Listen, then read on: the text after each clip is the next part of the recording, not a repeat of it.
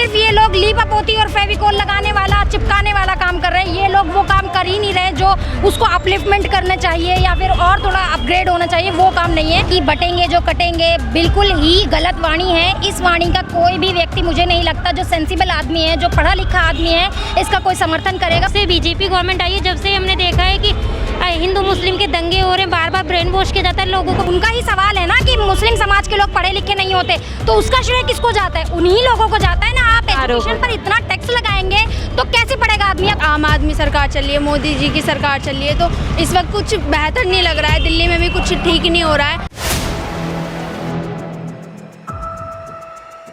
देख रहे हैं आप, मैं हूं आपके साथ शाहीन खान। मेरे साथ इस समय कुछ मुस्लिम समाज की महिलाएं जो लगातार दिल्ली न्याय यात्रा का हिस्सा बने, इनसे जानते हैं कि दिल्ली में ऐसा क्या कुछ कमी आम आदमी पार्टी की तरफ से रह गई है कि इस बार मुस्लिम समाज शिफ्ट हो जाता है, जो कभी कांग्रेस को छोड़कर आम आदमी पार्टी की तरफ से बढ़ा था। क्या कुछ उम्मीदें आपको इस यात्रा से हैं और क्यों इस यात्रा का समर्थन कर रही हैं? पहले तो मैं सभी मेरे देख रहे साथियों का अभिनंदन करती हूँ, नमस्कार करती हूँ उनको और अस्सलाम वालेकुम करती हूँ। और लेकिन यहाँ पर हम लोग इस यात्रा का समर्थन क्यों कर रहे हैं, सवाल आपका ये था। इस सवाल का मैं बखूबी जवाब देना चाहूँगी कि इसलिए कर रहे हैं हम लोग इस यात्रा का समर्थन, क्योंकि हम लोग ने जो आकांक्षाएँ, जो महत्वाकांक्षाएँ हमने आम आदमी पार्टी से या बीजेपी से लगाई थी, वो महत्वाकांक्षाएँ हमारी, वो आकांक्षाएँ हमारी उस पार्टी से संपूर्ण नहीं हुई। आफ्टर दैट हम लोग यहाँ पर आए हैं कि हमको फिर से वही चाहिए, क्योंकि हमको इंदिरा वाली सत्ता चाहिए जो इंदिरा जी ने हम सरकार चलाई थी। हमारे शीला दीक्षित जी ने, इंदिरा गांधी जी प्राइम मिनिस्टर रही थी। शीला दीक्षित जी के टाइम पर ये जो सड़कें, उस टाइम हम बहुत छोटे छोटे बच्चे हुआ करते थे, हमारे खुद के बहुत नीज जो होते हैं, हमारे घुटने जो होते हैं बहुत फूटे, बहुत सर फूटे, लेकिन हमने उस टाइम को भी तय किया और यहाँ तक पहुँचे। जो शीला जी ने दिल्ली बनाई, उस दिल्ली को तय किया।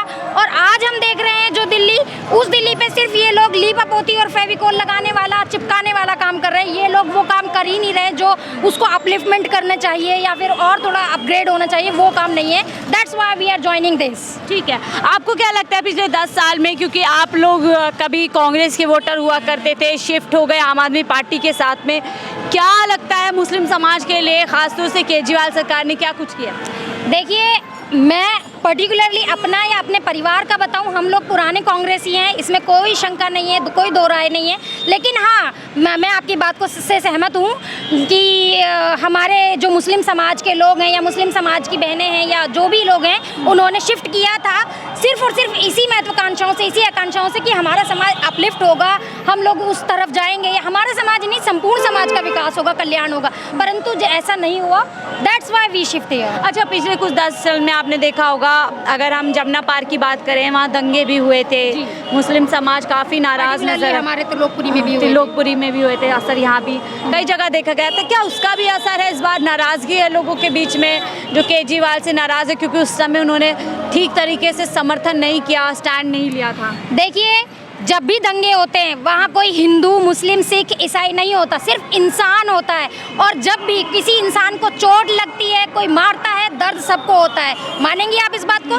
तो इसी बात को मैं रखकर कहूँगी कि जब भी हमें ज़रूरत होती है, हमें कोई मार रहा है या कोई भी, सिर्फ हमें ही नहीं, मुस्लिम समाज को नहीं, मैं ऑल ऑफ द सोसाइटीज़ के लिए कह रही हूँ, तो वहाँ पर हमको जब भी नीड होती है समर्थन की, समाज के विकास की या फिर समाज के कल्याण की, या फिर हमें लगता है कि जहाँ हमें दर्द है वहाँ हमारी दर्द को सुना जाए, हमारे दर्द पर दवाई लगाई जाए, मरहम लगाया जाए, वहाँ वो नहीं आए, इसलिए हम लोग उससे पिछले 10 साल में जब देखा आम आदमी पार्टी आई, उससे ठीक पहले ही केंद्र में बैठी मोदी सरकार भी आई थी।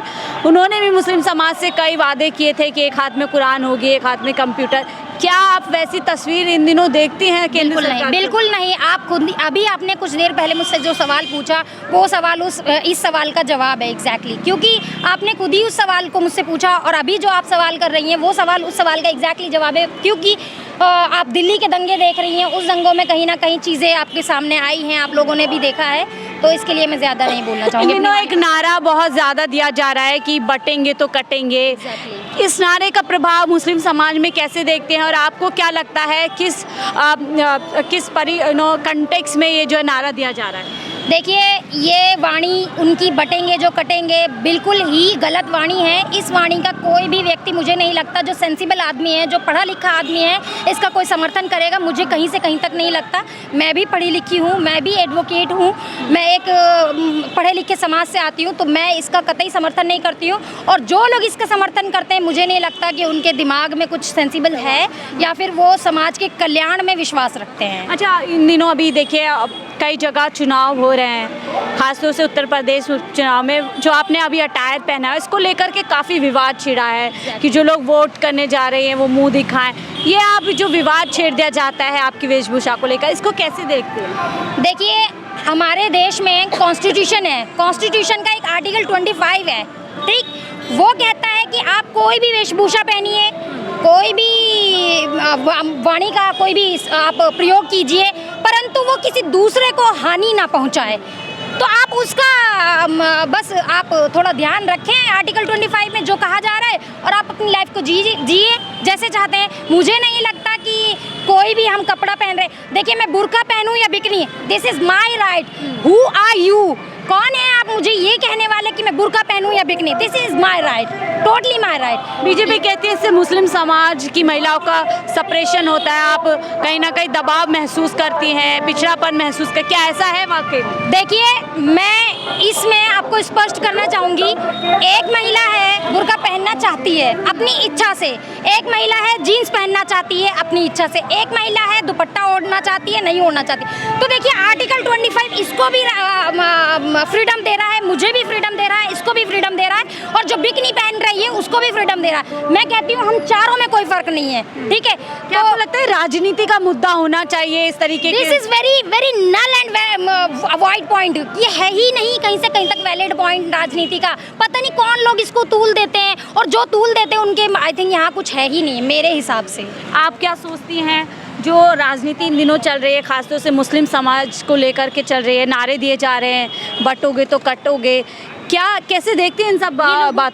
ये लोगों का बस ब्रेन वॉश करने का है और कुछ भी नहीं है। कि पहले क्या, पहले बटते या कटते थे, पहले भी तो था इंदिरा जी के टाइम में, उसके बाद शीला दीक्षित जी के टाइम में, जब भी तो लोग थे और जब भी मिलजुल कर रहते थे हिंदू मुस्लिम, कुछ भी हमने कभी ऐसा धर्म का मतलब बंटवारा नहीं देखा। ये जब से बीजेपी गवर्नमेंट आई है, जब से हमने देखा है कि हिंदू मुस्लिम के दंगे हो रहे हैं, बार बार ब्रेन वॉश किया जाता है लोगों को, बार बार उनको मतलब उनको किसी भी तरह पढ़ाया जाता है कि हिंदू मुस्लिम। और मैंने लोगों के आजकल तो छोटे छोटे बच्चों के जो होते हैं ना, उनके भी मतलब देखा है मैंने कि उनको भी अब अभी से इतने छोटे से बच्चे भी जिनको पता भी नहीं होता ढंग से क्या करना है, क्या है क्या नहीं, अपना जिनको भविष्य का नहीं पता, वो लोग भी अभी से बटने की बात करते हैं कि हम हिंदू हैं, हम मुस्लिम। छोटी जनरेशन पे असर हो रहा है इन सब, बहुत ज़्यादा असर हो रहा है। ये लोग ये अपनी सीट के लिए उन लोगों ने बच्चों का ब्रेन खराब कर चुके हैं। आपको लगता है दिल्ली में जो महिलाएं हैं, खासतौर से मुस्लिम समाज की, उन सब पे यह असर पड़ेगा और आप लोग इन सब बातों में आएंगी?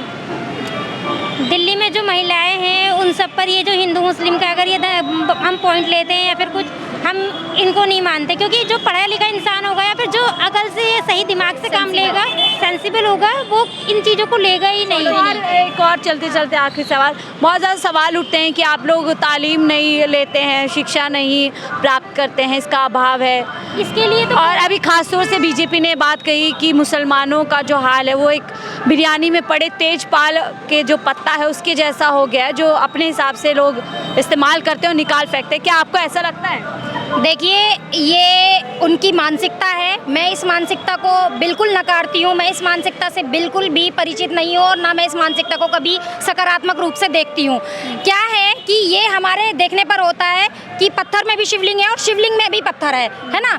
ये हर एक आदमी की अलग अलग मानसिकता होती है कि कौन उसको पत्थर देख रहा है, कौन उसको शिवलिंग देख रहा है। तो देखिए, आप जो पढ़ाई वाली बात कह रही हैं, मैं स्पष्टली उसका आंसर करना चाहूँगी। हाँ, इस बात को मैं मानूंगी कि मुस्लिम समाज में थोड़ी सी अभी गरीबी ज़्यादा है, ड्यू टू दैट वो लोग उस लेवल तक पढ़ाई को नहीं अर्न कर पाते हैं। सरकारें कितने जिम्मेदार लगती है इसके लिए? 10th क्लास तक या 12th क्लास तक अर्न करके छोड़ देते हैं। क्योंकि उसमें जो फीस हमने 2013-14 में दिल्ली यूनिवर्सिटी में 3,000 रुपये पे की थी, आज वो फीस मेरे ही घर के कुछ बच्चों ने 9-9,500 रुपये पे की है। तो इसके पीछे एजुकेशन पर टैक्स लगाना किसको जाता है? उसका श्रेय कि पढ़े लिखे नहीं है, उनका ही सवाल है ना कि मुस्लिम समाज के लोग पढ़े लिखे नहीं होते, तो उसका श्रेय किसको जाता है? उन्हीं लोगों को जाता है ना। आप एजुकेशन पर इतना टैक्स लगाएंगे तो कैसे पढ़ेगा आदमी? या तो पेट पाल लेगा, या अपने बच्चे पाल लेगा, या अपने घर का किराया दे लेगा एक मजदूर गरीब आदमी, या फिर अपने बच्चों की शादी ब्याह का सोच लेगा, या फिर अपने बच्चों को एजुकेशन दे लेगा। एक ही काम कर सकता है ना, गरीब आदमी है वो। बिल्कुल। क्या आपको लगता है आपका समाज सही मायने में कांग्रेस की सरकार में ही, कांग्रेस के शासन में ही हर तरीके से महफूज है? देखिए, पर्टिकुलरली मेरी मानसिकता यही है और हमारे मुस्लिम समाज की भी यही मानसिकता है कि अगर कांग्रेस आएगी, शीला जी ने जिस तरह से लाडली योजना दी थी, बेटी बचाओ बेटी, ये सब वही योजनाएं पुरानी, अगर आप इनको डिटेल में जाकर पढ़ेंगे कोई भी व्यक्ति, तो आप देखेंगे इन सब योजनाओं का जो शुरुआत की थी, एस्टेब्लिशमेंट किया था शीला जी ने, बेटी बचाओ बेटी पढ़ाओ, लोगों को फायदा भी हुआ और उस चीज़ का मैं खुद लाडली योजना का फ़ायदा उठा चुकी हूँ। मैं इसी त्रिलोकपुरी क्षेत्र की रहने वाली महिला हूँ, लड़की हूँ, कह सकते हो, यहीं की बेटी हूँ, और मैं इन सब योजनाओं का फ़ायदा उठाया है। मैंने एजुकेशन लिया है और उस टाइम पर मेरे को सस्ते में एजुकेशन मिलता था। मैंने 3,000 का फ़ीस पे किया था। आज के टाइम में मेरे ही घर के कुछ बच्चे हैं जो 9-9,500 रुपये का फ़ीस पे किए। आप कुछ कहना चाहेंगे? क्या लगता है इस बार? अभी तो खैर आप छोटी हैं, जब वोट करेंगी तो क्या कुछ देख कर के वोट करेंगी? अभी जिस टाइम चल रहा है इस वक्त, अगर अच्छे से मतलब डेवलपमेंट नहीं हो पाया, अब जैसे और आम आदमी सरकार चल रही है, मोदी जी की सरकार चल रही है, तो इस वक्त कुछ बेहतर नहीं लग रहा है। दिल्ली में भी कुछ ठीक नहीं हो रहा है। अगर कांग्रेस जीतती है और अच्छा करती है तो मैं तो कांग्रेस भविष्य के लिए आप अपना सोच रहे हैं, ठीक है। तो देखिए, कुछ महिलाओं से हम चर्चा कर रहे थे, मुस्लिम समाज की महिलाएं क्या कुछ सोचते हैं वही आपको सुनवा रहे थे। आपको इन सब की जो बातें इन्होंने रखी है उसके लेकर के क्या राय हमसे ज़रूर साझा कीजिएगा। फिलहाल के लिए मुझे दीजिए साथ, आप देखे थे 14 दिन।